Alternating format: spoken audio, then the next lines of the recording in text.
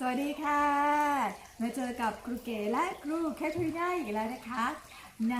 เอพิโซดต่อไปของ The Healing Journey of Illness นะคะเรายังอยู่บนเส้นทางการเดินทางของการบำบัดรักษาตัวเองนะคะ So what about today? Well, we talked today about resistance and allergic.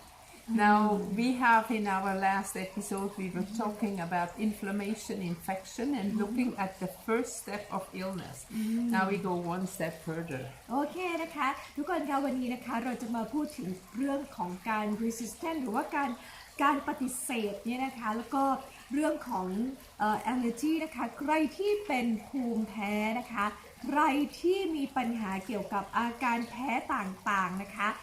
คุณจะต้องดูคลิปนี้นะคะแล้วก็ช่วยเราไลค์แล้วก็แชร์ไปมากที่สุดนะคะคลิปที่แล้วเนี่ยเราพูดกันถึงเรื่องของ inflammation หรือ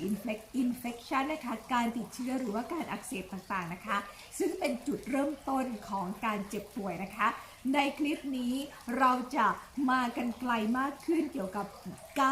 กับ allergy หรือว่าเกี่ยวกับแพ้อาการแพ้ต่างๆนะคะ So you can see that this is a conflict made flesh. ค่ะทุกคนจะเห็นว่าความขัดแย้งต่างๆนะคะที่เราสร้างขึ้นในตัวเองหรือว่าอะไรก็ตามแต่นะคะหรือความขัดแย้งในโลกเนี้ยมันทำให้กลายเป็นโรคหรืออะไรบางอย่างขึ้นมาได้นะคะ So when we look at that, the whole topic of inflammation, of that conflict, now we go a step further and look at what we don't want to let in. อ๋อ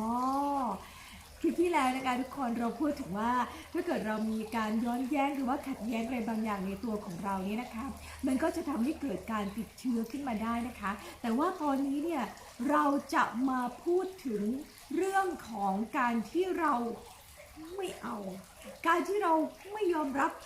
ให้เข้ามาในตัวของเรานะคะกลายเป็นโรคอีกโรคหนึ่งเลยนะคะ There is a saying in English, what you resist persists. What you look at disappears. นะคะถ้าเกิดในครูบอกว่าอะไรก็ตามที่เราไม่เอาอัดขึ้นมานะคะมันยังอยู่ค่ะมันจะยังอยู่อย่างนั้นนะคะในสิ่งที่เราพยายามไม่เอานะคะแต่อะไรก็ตามที่เรามองมันเลยจ้องตาสบตากับมันนะคะมันจะหายไป So the opposite of resistance is love. นะคะทุกคนเพราะว่าทำตรงกันข้ามกับการต่อต้านหรือการไม่ยอมรับนะคะก็คือ love คือความรักนั่นเองค่ะ Because love is openness and we stop to judge when we love. So it is very important in this process of letting in something to come into the process and the consciousness of love to open up to whatever is in our life. โอเคนะคะทุกคนค่ะเพราะว่าความรักเนี่ยนะคะความหมายที่แท้จริงของความรักนี่ก็คือการเปิดแล้วก็การยอมรับทุกสิ่งทุกอย่างใช่ไหมคะเพราะฉะนั้นการที่เราจะอนุญาตให้บางสิ่งบางอย่างเข้ามาในชีวิตของเราได้เนี่ยเราก็ต้องมีความรักแล้วก็ต้องมีความรักก็คือการเปิดรับทุกอย่างนะคะ So if I'm in love, I open my resistance, I open my boundaries, and I'm willing to let in what is in the outside, even up to the physical level, to the sexual act. It's really opening up towards somebody and something to let it into your life completely. โอเคนะคะเพราะว่าเมื่อคอนเซปต์ของความรักก็คือการที่เราเปิดรับทุกอย่างใช่ไหมคะเราก็ถึงจะอนุญาตเราก็จะสามารถอนุญาตที่ทุกอย่างเนี่ยเข้ามาในชีวิตของเราได้นะคะไม่ว่าจะเป็นในเรื่องของความสัมพันธ์หรืออะไรก็ตามแต่นะคะถ้าเรามีความรักเท่านั้นเองอะไรก็จะสามารถเข้ามาในชีวิตของเราได้ทั้งหมดเลยนะคะ So wherever we set the boundary and the border, there is the stop to love. Because there is something we don't let into our life. โอเคนะคะเพราะว่าถ้าเราไม่มีความรักเราจะเป็นยังไงคะท่านผู้ชมถ้าไม่มีความรักเราจะเหมือนกับว่าเราสร้างกำแพงเราสร้างป้อมปราการหรือว่ากำแพงบางอย่างหรือว่าบางอย่างเนี่ยไม่ให้สิ่งใดสิ่งหนึ่งเข้ามาที่เราเลยค่ะเราก็จะต่อต้านมันนะคะแต่ถ้าเรามีความรักนะคะกำแพงทุกอย่างในชีวิตของเราก็จะถูกสลายไปนะคะสิ่งต่างๆนานานะคะที่เป็นสิ่ง ดีงามสิ่งอะไรต่างๆในโลกนี้นะคะก็จะสามารถเข้ามาในชีวิตของเราได้ถ้าเราสามารถสลายกำแพงของเราได้นะคะ So every time we say no or we make a boundary, we strengthen our ego. We strengthen the ego resistance with the border that we do around us and move more like into the shell of the persona. Persona means the person, the ego that we are in this body in this moment in time. โอเคนะคะทุกคนพอถ้าเกิดว่าถ้าคุณบอกว่าถ้าเกิดว่าเราสมมติว่าเรามีกำแพงกั้นใช่ไหมคะเรามีกำแพงกั้นเรามีความรักไม่พอเนี่ยเราสร้างกำแพงสร้างป้อมปราการไว้นะคะสิ่งนี้มันจะทำให้เกิดอะไรขึ้นมาคะเกิดอีโก้ของเราสิ่งนี้มันจะทำให้เกิดอีโก้เกิดอัตตาตัวตนของเราขึ้นมานะคะแล้วเราก็จะกลายเป็นคนที่เต็มไปด้วยอีโก้นะคะหรือเต็มไปด้วยอัตตาเนี่ยนะคะภาษาอังกฤษเขาเรียกว่า persona นะคะ We have to understand again, you know, from consciousness level, everything we attract into our life is according to our consciousness. เราจะต้องเข้าใจตรงนี้ให้มากที่สุดเลยนะคะว่าอะไรก็ตามที่เราดึงดูดเข้ามาในชีวิตนั้นขึ้นอยู่กับสติและระดับของการตระหนักรู้ของเราว่าเราจะดึงดูดอะไรเข้ามา So if you open up for experiences that are coming our way and don't put any resistance, they are easy for us to go through. เพราะฉะนั้นนะคะถ้าทุกคนนะคะตัดการต่อต้านหรือว่าตัดการปฏิเสธออกไปนะคะอะไรก็ตามที่เข้ามาเนี่ยมันจะเข้ามาได้ง่ายมากขึ้นแล้วเราก็จะสามารถจัดการกับมันได้ง่ายมากขึ้นนะคะ So the more we close, the more we resist, the more bad become the things outside because we put them into a negative frame. นะคะแต่ว่าถ้าเกิดเราบอกว่าเราสร้างป้อมปราการของเรานะคะเราก็ปฏิเสธนะคะมันก็ยังอยู่ตรงนั้นใช่ไหมคะมันก็ยังอยู่ตรงนั้นที่มันไม่ได้ไปไหนมันอยู่ตรงนั้นแหละนะคะแล้วมันก็จะเป็นกรอบของพลังลบๆอะไรก็ตามแต่เนี่ยล้อมรอบตัวเราไปหมดเลย So each experience we have that is pleasure, we say that's a good one, but also there are experiences that we say no to, but we have to see that yin and yang, positive and negative, is both in our life when we have chosen to live on a planet of polarity. นะคะรู้บอกว่าบางทีเนี่ยพวกเราชอบตัดสินนะว่าประสบการณ์หรือว่าอะไรก็ตามแต่ที่เกิดขึ้นในชีวิตของเราเนี่ยอันนี้ดีนะคะแล้วก็อันนี้ประสบการณ์ที่เกิดขึ้นเนี่ยไม่ดีนะคะแล้วเราก็เริ่มแยกแยะว่าอันนี้ดีนี่ไม่ดีนะคะแต่ว่าจริงๆแล้วเนี่ยทุกคนต้องจำไว้ว่าในโลกนี้ของเราเป็นหยินและหยางนะคะเป็นหยินและหยางมีทั้งทุกสิ่งทุกอย่างมีสองขั้วคู่กันเสมอมานะคะนี่คือคอนเซปต์ขององค์รวมนะคะของการที่ทุกอย่างรวมเป็นหนึ่งเดียวกันไม่มีการแยกแยะนะคะ One of the biggest problem for our society is also that the brainwash that we are under since child, this is good, this is bad, this is good, this is bad, will be very strong in the front when some topic come towards us that is considered as bad. ค่ะทุกคนคะแล้วก็การที่เราเป็นอย่างนี้นะคะบางทีก็อาจจะเป็นเพราะว่าพวกเราเนี่ยถูกโปรแกรมหรือว่าถูกล้างสมองมาตั้งแต่เมื่อไหร่แล้วก็ไม่รู้เนี่ยนะคะว่าทำให้เราเริ่มตัดสินว่าสิ่งนั้นดีหรือสิ่งนั้นไม่ดีนะคะแล้วเราก็กลายเป็นคนอย่างนี้ขึ้นมาเรื่อยๆนะคะ So this is very important to understand, and this is why I said once before, the true master is not the one that doesn't want anything anymore, but does not want to avoid anything anymore. โอเคนะคะถ้าใครดูคลิปของเราคลิปหนึ่งเนี่ยนะคะเราจะพูดไว้ว่ามาสเตอร์ตัวจริงนะคะมาสเตอร์ที่แท้จริงเนี่ยไม่ใช่คนที่ฉันไม่ต้องการอะไรอีกแล้วในโลกนี้นะคะไม่ใช่นะคะเราต้องแก้ความเข้าใจนะคะแต่มาสเตอร์ตัวจริงคือคนที่ฉันจะไม่หลีกเลี่ยงปัญหาอะไรอีกแล้วในโลกนี้นะคะ So if we go our life journey, nothing is coming into our life that is not meant to be here. So we are never have confronted with two difficult topics. ทุกสิ่งทุกอย่างที่เกิดขึ้นในชีวิตของเรานะคะทุกคนเป็นสิ่งที่จะต้องเกิดขึ้นนะคะเพราะฉะนั้นเราจะต้องมองโลกให้ได้นะคะในสองแง่มุมนะคะ Like it's in school, when you're in first grade, second grade, third grade, whatever, the things that are presented to you are according to your level of education. ค่ะก็อะไรก็ตามแต่นะคะสมมติว่าคุณบอกว่าอย่างสมมติว่าเราอยู่ในโรงเรียนใช่ไหมคะอะไรก็ตามแต่ที่เกิดขึ้นกับเราเนี่ย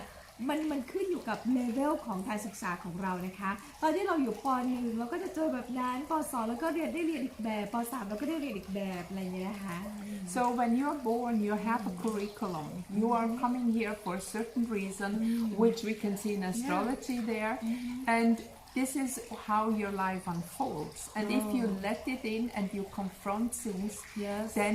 you don't have so many problems. ว้าวโอเคนะคะก็เมื่อกี้แล้วก็ชีวิตก็เหมือนกันนะคะทุกคนชีวิตก็เหมือนกันนะคะเรามาที่นี่เนี่ยแล้วเหตุการณ์ต่างๆในโลกนี้เหตุการณ์ต่างๆของชีวิตก็จะค่อยๆเปิดเผยกับเราเหมือนเวลาเราเข้าโรงเรียนเลยใช่ไหมคะเราก็จะค่อยๆเรียนรู้บทเรียนเมื่อเราเลื่อนชั้นขึ้นไปปีต่อปีนะคะเพราะฉะนั้นชีวิตของเราก็เหมือนกันนะฮะเพราะฉะนั้นเราอย่าปฏิเสธอะไรก็ตามที่เข้ามาในชีวิตของเรานะคะเพราะมันคือบทเรียนชีวิตแล้วเมื่อเรายอมรับได้เนี่ยนะคะแล้วเราก็เรียนรู้เราแก้ปัญหาแต่ละโจทย์เห็นไหมเหมือนการเรียนเลยนะคะมันก็จะไม่ได้มีอะไรยากอีกต่อไปนะคะเราก็จะผ่านได้นะคะ So if we go with our life and don't stop it and don't constantly have a no, then we have not much illness in our life. นะคะและถ้าทุกคนเข้าใจแบบนี้ได้ยอมรับแบบนี้ได้นะคะทุกคนไอ้ที่เราป่วยอยู่เนี่ยเราก็จะไม่ป่วยหรือป่วยน้อยลง So a lot of resistance usually get into our way because of our education, because we are not supposed to this and that, and this strengthens our ego. And with our ego strength, we come into the negative pole of life, and there is also fear, because what we think we are, what we have, we can lose. โอเคนะคะทุกคนคะแล้วก็เมื่อเราเริ่มปฏิเสธนะคะพอเราปฏิเสธอะไรที่แข็งแรงขึ้นคะอีโก้ของเราเองที่แข็งแรงขึ้นเราก็จะเต็มไปด้วยอีโก้และอีโก้นี่ค่ะทุกคนมันจะนำมาซึ่งอะไรคะทุกคนจะนำมาซึ่งความกลัวจะนำมาซึ่งความกลัวจะนำมาซึ่งเฟียนะคะซึ่งความกลัวนี่แหละนะที่จะดึงดูดสิ่งร้ายๆหลายๆอย่างเข้ามาในชีวิตของเรานะคะ I often heard when I say that, but well, if everything is good, then resistance is good too. I can say yes to a certain degree, but it makes your life more difficult. Of course, if you want to experience a topic in your life through an illness, okay, say no, resist. We're not saying it's good and bad. โอเคนะคะคือบอกว่าอย่างบางคนก็บอกว่าการที่เราปฏิเสธบางอย่างมันก็เป็นสิ่งดีนะมันเป็นการปฏิเสธที่ดีนะคะก็คือแต่ว่าครูบอกว่าแต่ถ้าเกิดว่าเราอยากจะเรียนรู้จริงๆนะคะเราอยากจะเรียนรู้จริงๆในเรื่องเกี่ยวกับการเจ็บป่วยหรือว่าการบำบัดรักษาความเจ็บป่วยของเราทั้งหมดในตอนนี้ที่เราพูดถึงกันนี้นะคะเราเปิดใจแล้วก็ยอมรับทุกอย่างดีกว่านะคะที่เราจะปฏิเสธอะไรบางอย่างนะคะเพราะนั่นจะทำให้เราเรียนรู้ในการบำบัดรักษาตัวเองได้ดีขึ้นนะคะ So this is why whatever we resist then manifests in the physical body. เนี่ยนะคะเพราะว่าอะไรก็ตามแต่นะคะที่เราปฏิเสธอย่างไรเสียนะคะมันก็จะกลายมาปรากฏในร่างกายของเรานี่แหละ So when we talk about allergies, we talk about resistance, and this gives us a reaction that we declare a substance that represents something as an enemy. อ๋อนะคะเรามาพูดกันถึงเรื่อง allergy หรือว่าการแพ้อะไรบางอย่างนะคะการที่เราแพ้หรือการที่เรามี allergy เนี่ยนะคะเป็นเพราะว่าเราปฏิเสธที่จะรับอะไรบางอย่างเพราะเราไปคิดว่าสิ่งนั้นเป็นศัตรูของเรา And I'm not talking about real toxins. With real toxins, our body need to fight for our survival. But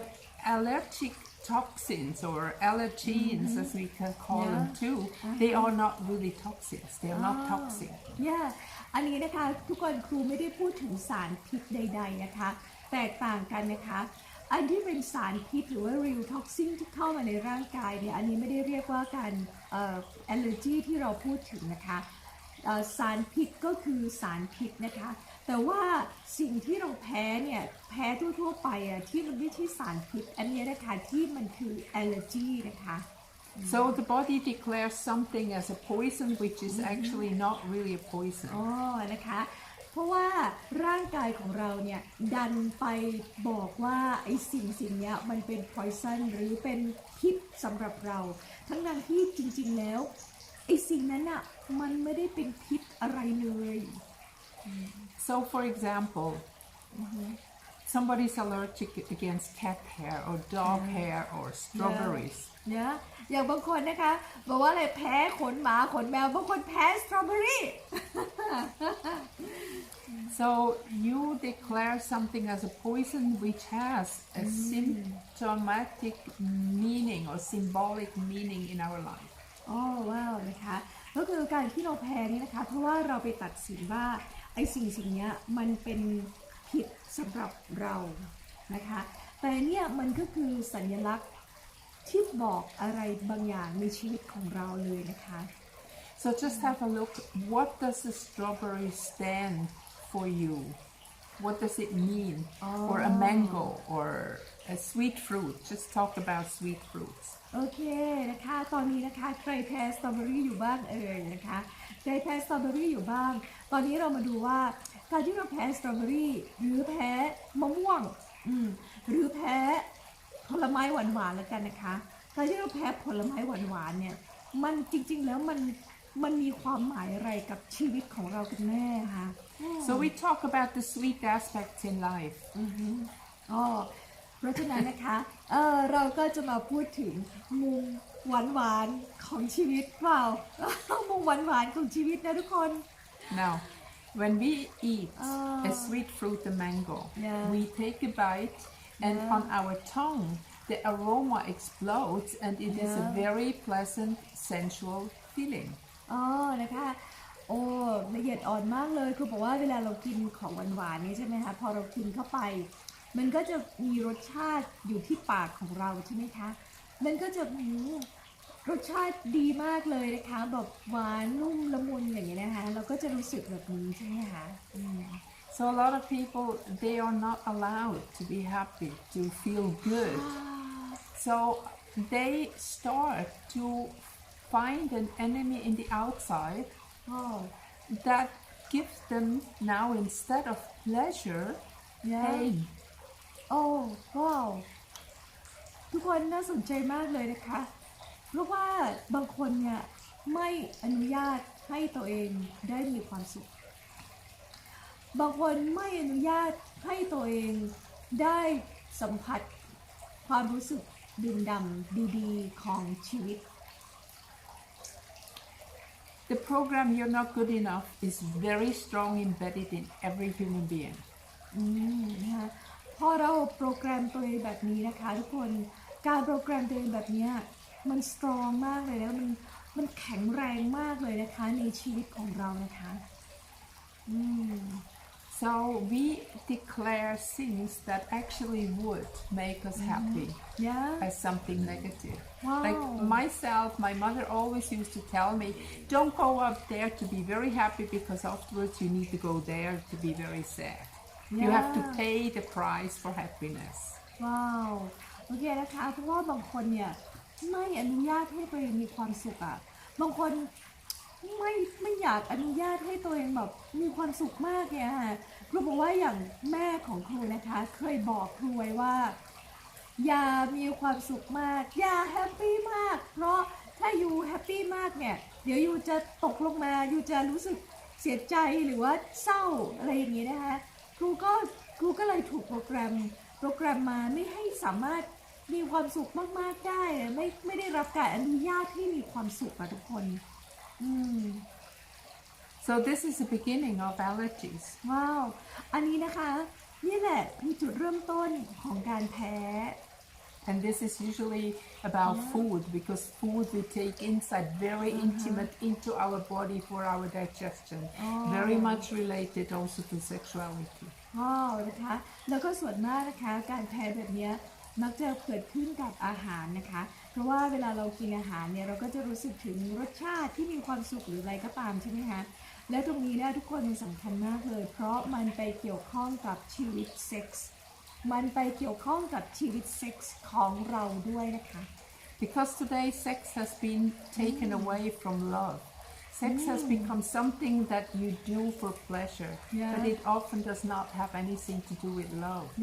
นะคะเพราะตอนนี้เลยค่ะเพราะส่วนมากคนเราเนี่ยนะคะปัจจุบันเนี้ยเราบางทีมีเซ็กส์โดยที่ไม่ได้เกี่ยวกับความรักเลยนะคะก็คือเซ็กส์ก็คือเซ็กส์ก็แค่มีเซ็กส์เพื่อให้เกิดความสนุกสนานมีความสุขเพลิดเพลินนะคะแต่ว่าไม่ได้เกี่ยวกับความรักเลยนะคะ So this is also very clearly visible when it goes into direction of hay fever or allergies about cats and dogs, and because sometimes even the picture of a dog or a horse can trigger an allergic reaction. ทุกคนเริ่มวิเคราะห์ตัวเองได้หรือยังคะว่าการที่เราแพ้อาหารหรือว่าบางคนแพ้ขนหมาขนแมวหรืออะไรก็ตามแต่นะคะหรือบางคนเนี่ยแค่เห็นรูปแค่เห็นรูปหมารูปแมวหรืออะไรก็ตามแต่ที่เราแพ้ก็เริ่มเกิดอาการแพ้ขึ้นมาแล้วนะคะเป็นเพราะอะไรAnd it is generally that any kind of rash that you have represents heat, and heat is fever, like hay fever. We have the conflict, the inflammation again here. So something comes also out of the boundaries of your body when you have a rash. I want to jump out of my body. นะคะทุกคนแล้วก็พอเวลาเราเกิดอาการแพ้พวกนี้ขึ้นมานะคะที่ชัดเจนมากเลยเนี่ยส่วนมากจะเกิด rash หรือว่าเกิดผื่นแดงขึ้นมาใช่ไหมคะการที่เราเกิดผื่นแดงขึ้นมาเนี่ยก็คือว่ามันก็คือมีแล้วก็ร่างกายของเราก็จะเริ่มร้อนขึ้นใช่ไหมคะเราจะเริ่มมีความร้อนหรือว่ามีไข้ขึ้นมาแล้วก็เกิดผื่นแดงเนี่ยเป็นเพราะอะไรคะเพราะว่าเราเองที่ไปสร้างป้อมปราการหรือว่ากำแพงอะไรบางอย่างเนี่ยที่กั้นเราไว้อย่างเงี้ยค่ะแล้วอะไรบางอย่างในตัวของเราเนี่ยมันอยากจะกระโดดออกมาอยากจะกระโดดออกมาแล้วอย่างเงี้ยมันก็เลยปรากฏออกมาเป็น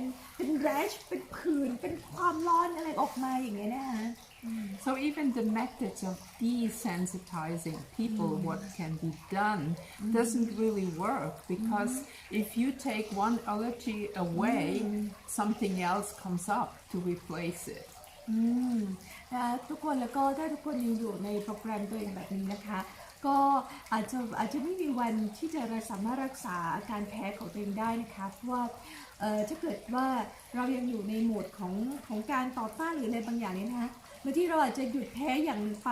แล้วก็เราก็จะเริ่มแพ้อย่างอื่นนะคะถ้าเกิดเรายังไม่เข้าใจโปรแกรมนี้นะคะ So you can see that every allergy that's coming up is actually very angry. Yeah. It is an angry expression of something. I'm angry. I am not allowed to enjoy sweetness. I'm angry. I'm not allowed to enjoy this or that. So this anger comes out in the allergy. โอเคนะคะการที่บางทีแบบมันมีผื่นแดงหรืออะไรที่มันออกมาเนี่ยทุกคนเพราะว่าอะไรคะมันเป็นความโกรธที่อัดอั้นอยู่ข้างในมันเป็นความโกรธที่ฉันไม่อนุญาตให้มีความสุขมันเป็นความโกรธที่ฉันไม่อนุญาตให้ดื่มด่ำกับรสชาติของชีวิตอย่างเงี้ยมันก็ระเบิดออกมาเป็นแรชเป็นผื่นเป็นอะไรเงี้ยที่เกิดสิ่งแพ้ขึ้นมาอย่างเงี้ยนะคะ So in a way we can say then that allergy is aggression made flesh. นะคะเพราะฉะนั้นเราสามารถพูดได้เลยนะคะว่าอาการแพ้ต่างๆเนี่ยจริงๆแล้วมันก็คือความโกรธที่อัดอั้นอยู่ข้างในนะคะที่มันแสดงออกมาผ่านอาการแพ้ต่างๆนะคะ So the people who have rashes, they have to ask themselves, what I'm refusing to tolerate aggression in my consciousness, what kind of anger that I have deep inside of me can I not look at? โอเคนะคะทุกคนถ้าเกิดว่าทุกคนเกิดอาการแพ้แบบนี้ขึ้นมานะคะที่เป็น rash เป็นผื่นปรากฏขึ้นมานะคะเดี๋ยวจะให้ทุกคนกลับเข้าไปถามตัวเองนะคะว่า ความโกรธอะไรของเราหรือที่เราซ่อนอยู่และเรายังไม่ได้แสดงมันออกมานะคะ And what are the areas of my life that I'm so afraid of that I use so much energy to avoid them? แล้วก็ด้านไหนของชีวิตนะคะที่เรารู้สึกกลัวมันนะคะแล้วเราก็พยายามที่จะหลีกเลี่ยงมันพยายามที่จะหลบซ่อนจากมันอย่างเงี้ยค่ะ And then what towards what are those allergens pointing to? You know, that look at the topic of that what you're allergic to. โอเคนะคะแล้วก็ดูว่าไอสิ่งที่เราแพ้เนี่ยนะคะเราแพ้อะไรนะคะเราแพ้อะไรกันแน่นะคะแล้วก็นำมาเปรียบเทียบกับ2ข้อที่เราบอกคุณไปตะเกียนะคะ And then comes another aspect that is also very difficult to understand is to what extent am I using my allergies to manipulate the people around me? นะคะแล้วก็อีกอันหนึ่งก็คือว่าอาการที่มันเกิดขึ้นเนี่ยเป็นเพราะว่าเราเองเนี่ยต้องการให้อาการที่มันเกิดขึ้นเนี่ยทำอะไรกับคนรอบๆข้างของเราต้องการให้อาการที่มันเกิดขึ้นเนี่ยมันส่งผลกระทบหรือมันไปจัดการอะไรบางอย่างกับคนรอบๆข้างของเรามันจะแสดงอันนี้ออกมา Now just imagine, like in my case, my mother was telling me I have no right to be happy because afterwards I go down into depression or negative things. So I kind of course, blame my mother for this program of my rashes that I had as a child already. So how can I punish my mother with my rashes? Wow. And I did that in like I was not eating certain things and I became sick and she had to take extra care of me. ยกตัวอย่างนะคะยกตัวอย่างอย่างเช่นแม่ของครูเนี่ยบอกว่าเธออย่ามีความสุขมากคือไม่ได้รับการอนุญาตให้มีความสุขมากเพราะว่าเดี๋ยวพอมีความสุขแล้วเดี๋ยวจะเศร้าใช่ไหมคะครูก็ไม่พอใจที่แม่บอกแบบนี้คือทำไมฉันจะต้องไม่สามารถมีความสุขได้แล้วก็เลยแสดงออกมาด้วยการเป็น rash หรือว่าเป็นผื่นแดงเต็มตัวเลยเงี้ยแล้วพออาการนี้มันแสดงออกมาเป็นยังไงคะแม่ต้องมาเอาใจใส่ดูแลมากขึ้นนี่คือการที่เรียกร้องความสนใจอย่างหนึ่งนะคะ But of course, as a child, I didn't know that I'm doing this. I had no idea, but I get extra attention, and that was what I needed to be more happy, you know. Now I can laugh about it because I can see it, but at that time it was painful for both of us. โอเคนะคะแล้วก็แต่ว่าตอนเด็กๆครูยังไม่รู้ถึงเรื่องราวเหล่านี้ใช่ไหมคะครูก็อยากให้มันมีผื่นแดงออกมาเพราะว่าแม่จะได้เอาใจใส่ครูมากขึ้นพอแม่เอาใจใส่ครูมากขึ้นครูก็จะได้มีความสุขเห็นไหมคะครูจะได้มีความสุขแต่ว่าตอนนั้นแล้วสรุปแล้วก็คือทั้งสองฝ่ายแฮปปี้ไหมก็ไม่นะเพราะครูก็ป่วยแม่ก็ต้องมาดูแลเอาใจใส่อาการซึ่งไม่รู้ว่าคืออะไรมากขึ้นนะคะแต่ว่านี่ก็คือการเรียกร้องของบางอย่างที่เกิดขึ้นผ่านอาการเจ็บป่วยของเราที่มีต่ออีกคนหนึ่งเนี่ยเป็นการบังคับหรือควบคุมเขาโดยทางอ้อมเนี่ยนะคะ And what has become of my love and my capacity to let in the world? How much do I keep outside? And look at what you keep outside. That will give you again a hint of what the topic is behind. นะคะเพราะฉะนั้นนะคะทุกคนถ้าเกิดว่าทุกคนสามารถเปิดใจของตัวเองกว้างขึ้นเนี่ยนะคะแล้วก็ตัวเองทำความเข้าใจกับเรื่องนี้นะคะก็ขอให้ทุกคนมองดูว่าอะไรหรือที่ยังอยู่ข้างนอกนะคะที่เรายังพยายามปฏิเสธมันอยู่นะคะที่เรายังไม่ได้อนุญาตให้เขาเข้าใจหรือว่าเข้ามาอยู่ในตัวเราเต็มที่เนี่ยนะมันคืออะไรทุกคนลองวิเคราะห์ตรงนี้ดูนะคะเพราะว่านี่แหละมันทำให้เราป่วยขึ้นมานะคะ And then the other question which is very important also is am I able to look at the shadow in my life? และอีกข้อนึงนะคะที่สำคัญมากเลยนะคะที่เราพูดมาตลอดเลยนะคะว่าเรากล้าหาญแล้วก็เราสามารถที่จะสบตากับ มุมมืดของเราอีกมุมหนึ่งหรือเงาที่ซ่อนอยู่ได้มากแค่ไหน So it is very important here to see that in our society where there's so many programs,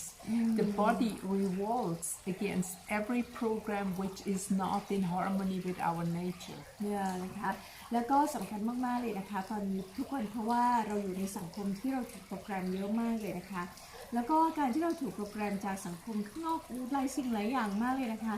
มันไม่สมดุลกับธรรมชาติที่เราควรจะเป็นจริงๆนะคะ So it is very difficult in our time to be healthy, and most people are not. I was told that if somebody about 45 onwards is not taking regular medication, that something is not normal. นะคะก็คือตอนนี้นะคะทุกคนเราอยู่ในยุคที่ยากมากเลยที่เราจะสามารถรักษาสมดุลชีวิตของเราได้จริงๆนะคะเพราะว่าเราถูกโปรแกรมแบบเยอะแยะเต็มไปหมดเลยนะคะเป็นสังคมที่อยู่ยากนะคะสังคมที่อยู่ยากแล้วก็บางคนเราก็ถูกโปรแกรมว่าอายุ45 ปีขึ้นไปเราก็จะเริ่มป่วยหรืออะไรก็ตามแต่นี้นะคะก็เราต้องมีสติให้มากขึ้นนะคะในการอยู่กับโลกยุคปัจจุบัน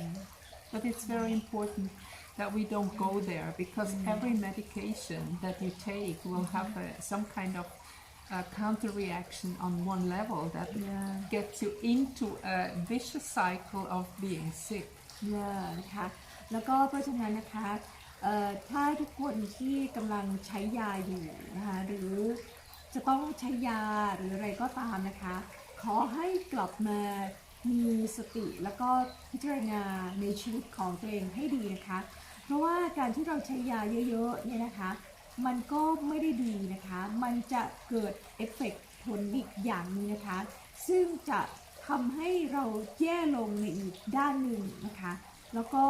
จะเกิดผลกระทบต่อเนื่องเป็นลูกโซ่แบบนี้ไปเรื่อยๆและเราก็จะยิ่งป่วยมากขึ้นเรื่อยๆเท่านั้นเอง So I was very lucky to have a teacher in the already when I was 30 plus years old with all this topic, and I learned a lot. So I have not been seeing a doctor for 30 years now. Okay. And I managed to go through my own illness with natural medicine and understanding what I'm doing. Yeah. อ๋อนะคะครูบอกว่าครูโชคดีมากเลยสำหรับตัวครูนะคะเพราะว่าครูได้เรียนรู้ได้พบกับครูของครูนะคะที่ให้ความรู้แบบนี้ตอนที่ครูอายุประมาณ30 ปีนะคะจนตอนนี้เพราะฉะนั้น30 ปีมาแล้วเนี่ย30-40 ปีมาแล้วเนี่ยนะคะครูไม่ได้ไปหาหมอเลยแล้วก็ไม่ได้ใช้ยาเลยนะคะเพราะว่าครูเข้าใจในธรรมชาติแล้วก็พยายามใช้การรักษาตัวเองโดยธรรมชาติแบบนี้นะคะแล้วก็พยายามวิเคราะห์ตัวเองว่าฉันกำลังทำอะไรอยู่ชีวิตของฉันกำลังเป็นอย่างไรอยู่นะคะก็จะรักษาตัวเองได้จริงๆนะคะ It also shows me that it is possible to take responsibility for our own health. นะคะแล้วก็ครูบอกว่าพอครูทำแบบนี้นะคะก็ทำให้ครูเข้าใจว่าทุกคนมันเป็นไปได้แน่นอนทุกคนสามารถรับผิดชอบชีวิตของตัวเองได้แน่นอนค่ะ So if you do that, your life is much better, and you can go through life with a much more healthy mind, spirit, emotion, and body. It is not just one level of the physical body. It includes all of it. แล้วถ้าทุกคนสามารถทำแบบนี้ได้นะทุกคนจะแข็งแรงไม่เฉพาะแข็งแรงทางร่างกายเท่านั้นนะคะแต่ทุกคนจะแข็งแรงหมดเลยทั้งความคิดจิตใจอารมณ์และจิตวิญญาณ So even with 70 years old, I still can drive a car, I can go anywhere I want, I can do most things that generally people do 20 years earlier. And this is a real victory for me to see that this path that I went very consciously was successful. นะคะเพราะฉะนั้นนะคะทุกคนตอนนี้ครูอายุ70 ปีแล้วนะคะอายุ70 ปีแต่ว่าครูสามารถทำทุกอย่างได้ด้วยตัวเองขับรถไปนั่นมานี่ ทำทุกสิ่งทุกอย่างเหมือนที่คนอายุ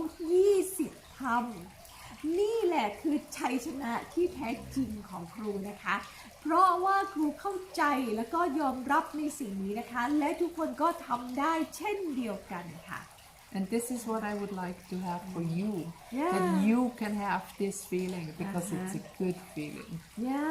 นะคะแล้วครูก็บอกว่าและนี่แหละคือสิ่งที่ฉันก็อยากจะมอบให้กับทุกคนนะคะแล้วทุกคนก็จะรู้สึกว่าโอ้มันดีจังมันเป็น good feeling มากเลยนะครูก็อยากจะมอบ good feeling ความรู้สึกดียอดเยี่ยมเนี้ยส่งให้กับทุกคนเหมือนกันนะคะ Okay, so in the next episode, we want to make a summary of other illness, and then we look a bit deeper into the topic one more time. โอเคนะคะทุกคนขอบคุณมากนะคะสำหรับคลิปนี้นะคะติดตามคลิปต่อไปนะคะเราจะมาพูดกันถึงเรื่องอาการอย่างอื่นด้วยนะคะ subscribe นะคะ like แล้วก็แชร์พวกเราด้วยนะคะขอบคุณมากค่ะสวัสดีค่ะ Sawadee ka.